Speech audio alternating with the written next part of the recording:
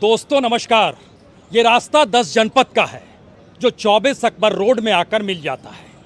और ये जहाँ पर खड़े हैं, जिस पटरी पर चल रहे हैं, इस पटरी पर अनेकों मौक़ों पर इस देश की सियासत चली है। और राजनीतिक तौर पर ऐसे चुनाव बहुत कम होते हैं जब इस देश की सत्ता बदलती हुई देखी जाए और राजनीतिक तौर पर कांग्रेस इस देश की राजनीति के बीच में आकर खड़ी हो जाए।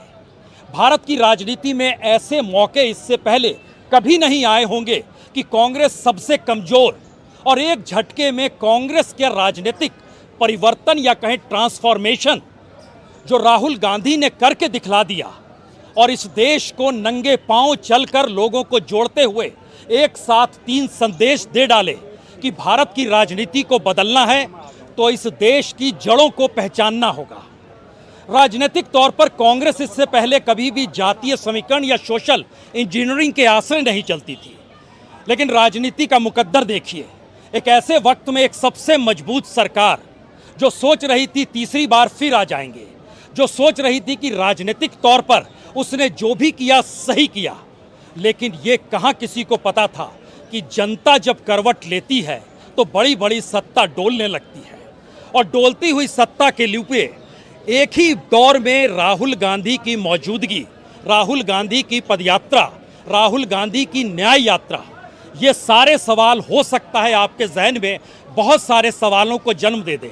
लेकिन हमें लगता है कि आज जिस तस्वीर को हम आपके साथ जोड़ना चाहते हैं वो भारत की राजनीति के बदलते हुए पन्नों की एक ऐसी कहानी है जो इससे पहले इस देश ने कभी नहीं देखी।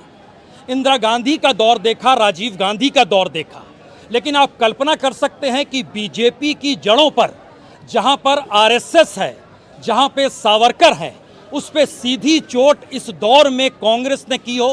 मंडल कमंडल से निकली हुई राजनीति को अपने साथ कांग्रेस ने ही आत्मसात कर लिया।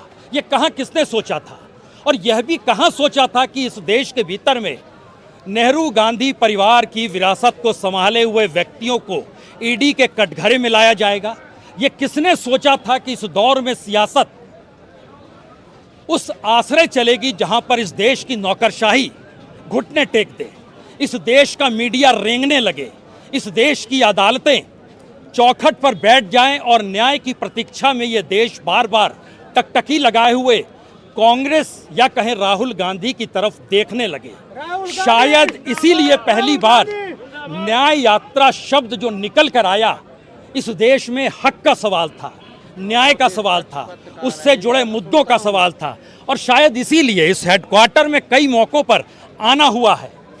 और इस हेडक्वार्टर को लेके एक सवाल बार बार रेंगता था कि बीजेपी या मोदी सरकार ये नहीं चाहती है कि कांग्रेस इस देश के भीतर मौजूद भी रहे। यहाँ तक कि हेडक्वार्टर को भी छीनने की पूरी स्क्रिप्ट लिखी जा चुकी है।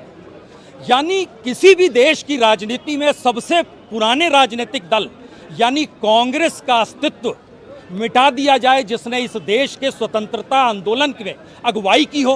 क्या कोई सोच सकता है? क्या वाकई कोई सोच सकता है कि सामाजिक और आर्थिक तौर पर जिस देश की राजनीति को लोगों से जोड़कर इस देश ने नेहरू से लेकर मनमोहन सिंह के कालखंड को देखा हो, उस पूरे के पूरे चैप्टर को ही मिटा दिया जाए? क्या ये कोई मानने को तैयार होगा? नहीं होगा। और यहीं से शुरू होती है एक ऐसी कांग्रेस की कहानी जो आने वाले वक्त में भारत की उस सामाजिक आर्थिक परिस्थितियों को बदलने जा रही है, जिस पर सवार होकर बीते 10 बरस में इस देश के प्रधानमंत्री नरेंद्र मोदी, इस देश के गृह मंत्री अमित शाह और इस देश के भीतर में बैठा हुआ कॉरपोरेट एक ऐसे नेक्सस को जन्म देता है जो नेक्सस भारत की राजनीति में सारे चैप्टर को बंद करके भारत की राजनीति को ही इस देश के भीतर रहकर लूटने की प्रक्रिया को शुरू कर दे। सामान्य तौर पर ऐसा कभी हुआ नहीं है। मोरारजी देसाई भी इमरजेंसी के बाद आए थे, लेकिन तब भी कॉरपोरेट के लिए उन्होंने इस तरीके से अपने दरवाजे नहीं खोले थे। इस देश के भीतर अटल बिहारी वाजपेयी भी आए, लेकिन उन्होंने भी कभी भी समझौता नहीं किया। लेकिन ये कहाँ किसे पता था कि एक व्यक्ति अपनी छवि को कुछ इस तरीके से बढ़ाता चले जाए कि भारत की राजनीति के बीच में उसी शख्स के इर्द गिर्द ना सिर्फ इस देश की अंदरूनी राजनीति बल्कि अंतर्राष्ट्रीय तौर पर भारत की पहचान भी एक व्यक्ति के इर्द गिर्द सिमटने लगे। अंतर्राष्ट्रीय तौर पर विश्व गुरु बनाने का सपना, अंतर्राष्ट्रीय तौर पर 2047 में भारत को विकसित कर देने का ख्वाब, इस देश को तीसरी बड़ी इकोनॉमी बना देने की सोच, और दूसरी तरफ राहुल गांधी इस देश में नंगे पांव चलते हुए रोटी का सवाल उठा रहे थे। इस देश में जाति समीकरण के आश्रय जो हाशिए पर पड़ा हुआ तबका है, वो दलित है, वो आदिवासी है, वो ओबीसी है, वो अल्पसंख्यक समुदाय है, लेकिन इन सब के बावजूद भी कभी भी सरकार को शर्म नहीं आई। और ये शर्म शब्द इसलिए कहा जा रहा है क्योंकि पहली बार इस देश के किसी समुदाय विशेष ने अपने वोट सिर्फ इसलिए दिए कांग्रेस के लिए, इसलिए दिए सिर्फ इंडिया को लेकर क्योंकि उसे लगने लगा था कि उसका हक खत्म किया जा रहा है, उसको जिंदगी जीने के लिए मुश्किल हालातों के सामने खड़ा किया जा रहा है। ये कहाँ संभव था कि मंडल कमंडल से निकली हुई राजनीति में उत्तर प्रदेश के भीतर ब्राह्मण समाज भी बीजेपी के खिलाफ हो जाए? ये कहाँ संभव था कि मायावती का वोटर ये मान ले कि मायावती को दबाने के लिए बीजेपी ने राजनीति अपनी करनी शुरू कर दी, और वह वोटर जो जातीय समीकरणों के आश्रय कभी यादवों के साथ खड़ा नहीं होता था, वो झुंड के झुंड समाता चला गया। भारत की राजनीति में ऐसे क्षण कभी देखने को मिलेंगे नहीं। इससे पहले कोई मुद्दा रेंगता था, और याद कीजिए 2014 उम्मीद नरेंद्र मोदी ने जगाई थी, इससे इनकार कोई नहीं करेगा, और तब भी हम इस मुख्यालय में आए थे, यहाँ पर उस वक्त सन्नाटा पसरा हुआ था। और 2019 में सेना के आश्रय जिस राष्ट्रवाद को इस देश की सरकार ने खड़ा किया, उसमें लोग ये मानने लगे कि शायद नेशनलिज्म यही होता है। लेकिन पहली बार शब्द सिर्फ इसलिए बार बार उपयोग में ला रहे हैं कि कांग्रेस की ऐसी राजनीति इससे पहले कभी किसी ने नहीं देखी। इंदिरा गांधी ने भी नहीं सोचा था कि भारत में जातीय समीकरण और सोशल इंजीनियरिंग का वो पैमाना उसकी 2 पीढ़ी के बाद कांग्रेस को इस तरीके से एक झटके में इस देश के भीतर वोट मैटर नहीं करते हैं। अब इस देश की शिराओं में राहुल गांधी की राजनीति अगर दौड़ने लगी है, यानी दिलों की धड़कन अगर राहुल गांधी के चलने से बढ़ जाए और चलने से सत्ता की धड़कनों पर रोक लगने लगे, तो जरा कल्पना कीजिए ये कौन सी राजनीति है और कौन सी दिशा है। कई मौके निकलकर हम बार बार जिक्र इसलिए कर रहे हैं क्योंकि पहली बार था नेहरू गांधी परिवार की विरासत को खत्म करने की साजिश इस देश में मौजूदा 10 बरस के भीतर रची गई।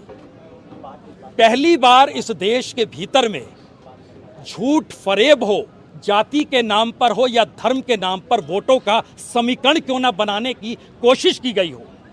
सारे पैमाने खोल दिए गए, सारे छत्रपों को खत्म करने की परिस्थितियां खड़ी कर दी गई, और पहली बार ऐसा मौका इस देश के सामने आया जब इस देश की मीडिया की साख भी मौजूदा सरकार ने खत्म कर डाली।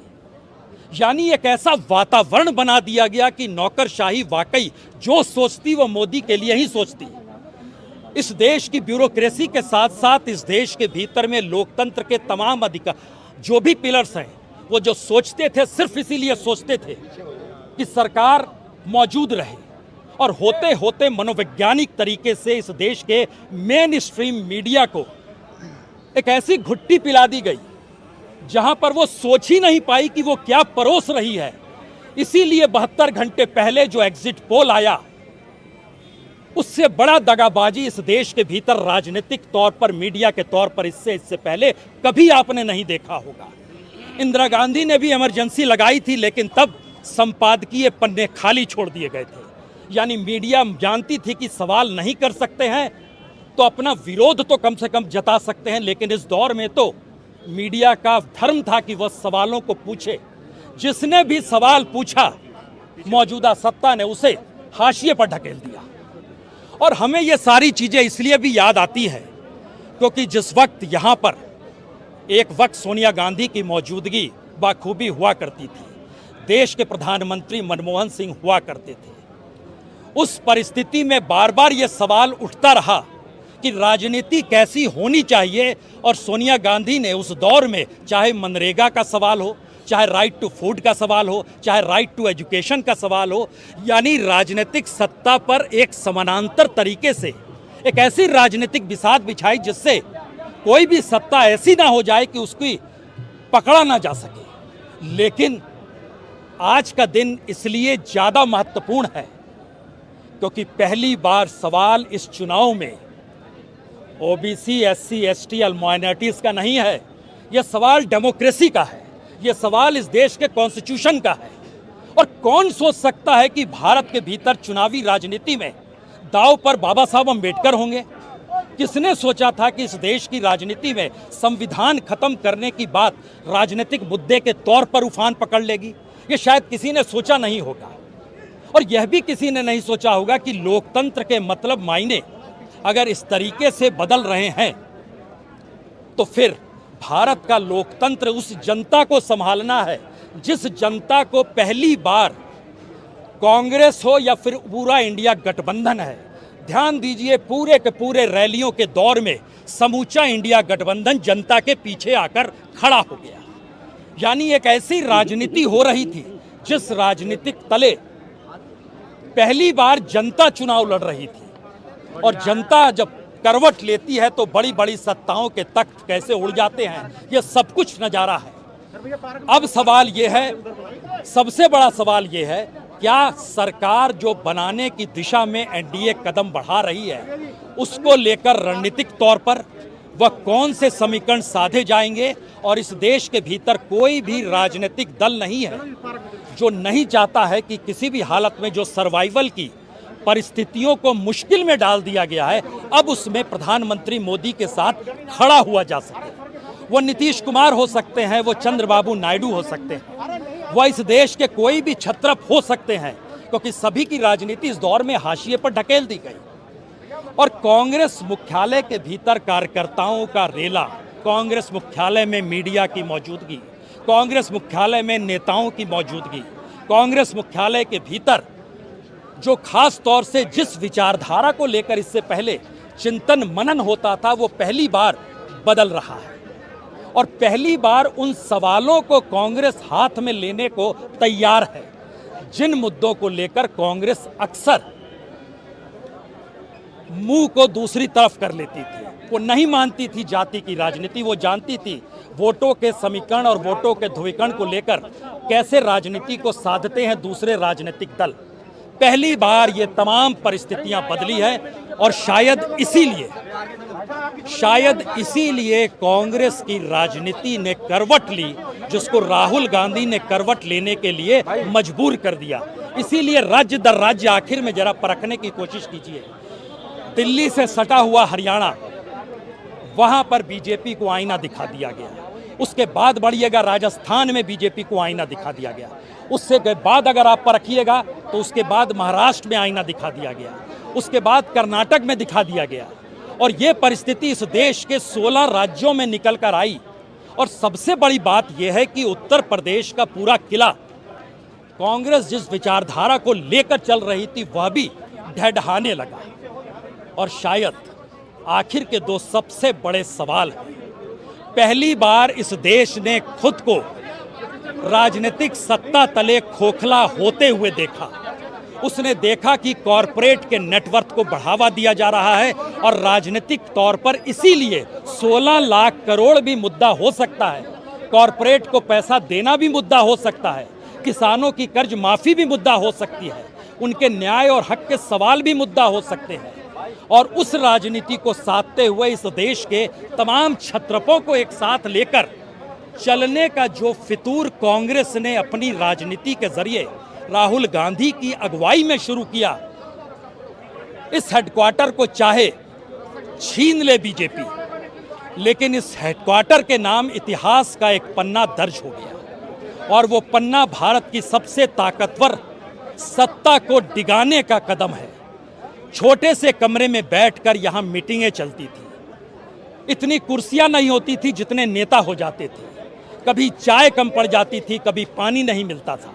और उन सब के बीच भी चाहे वो पानी देने वाला शख्स हो चाहे चाय पिलाने वाला शख्स हो, सब कोई आकर बैठते थे एक साथ और राजनीतिक तौर पर मंथन होता था इस जगह पर कि किस तरीके से कांग्रेस को आगे बढ़ना है, और कांग्रेस का ये आगे बढ़ना ही सबको कैसे जोड़ता चला गया और एक झटके में भारत की राजनीति को बदलने का जो पाठ राहुल गांधी इस यात्रा के जरिए लिख रहे थे, उसका जो सबसे बड़ा संदेश था, अगर राहुल गांधी कहीं रुक जाते, वो चलते नहीं, तो फिर यकीन जानिए उनकी गिरफ्तारी होती, उनको केसेस में फंसाया जाता, उनको अलग अलग अदालतों में पेश होना होता। इसीलिए उन्होंने महात्मा गांधी जिस रास्ते राजनीति को नापते थे, उस राजनीति के तहत वो ये मानकर चलते थे कि रुकना नहीं है, लोगों से मिलते रहना है, और यही संवाद भारत की राजनीति को एक नए ऐतिहासिक तौर पर लिखेगा। और देखिए, 4 जून की राजनीति ने इस देश की राजनीतिक व्यवस्था को बदलने के लिए मजबूर कर दिया। क्या कोई सोच सकता था मोदी और अमित शाह के बाद भी कोई होगा? क्या वाकई कोई सोच सकता था कि कहा जाएगा चंद्रबाबू नायडू को आप जुगाड़ कीजिए? क्या कोई सोच सकता था कि दिल्ली में बैठे हुए ये सत्ताधारी जीतन राम मांझी से बात करेंगे जो 1 सीट लिए हुए हैं? क्या सोच सकते थे कि नीतीश कुमार के यहाँ बार बार टेलीफोन लगाया जाएगा और नीतीश कुमार टेलीफोन नहीं उठाएंगे? क्या कोई सोच सकता था इस देश की राजनीतिक सत्ता जब घुटनों के बल आई तो भी सत्ता में रहने के लिए वो मचल रही है? भारत की राजनीति ने हर स्वर्णिम काल को बाखूबी देखा है, लेकिन जब जब जनता को दबाया गया, जब जब जनता को हाशिए पर ढकेला गया, तब तब कैसे इस देश की जनता खड़ी होती है और वही राह दिखाती है, इसका पाठ हर किसी ने पढ़ा।